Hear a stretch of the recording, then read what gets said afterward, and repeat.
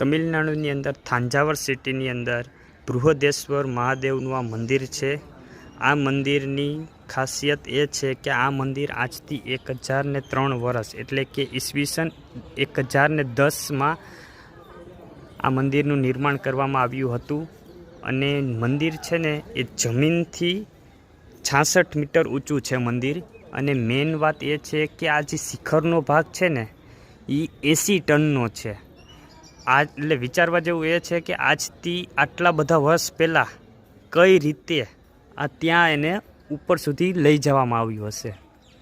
અને 2004માં વિશ્વ હેરિટેજની અંદર પણ આ મંદિરને સ્થાન આપવામાં આવેલ છે। જોવા જેવું મંદિર છે, એકવાર જોવું જોઈએ આવું મંદિર।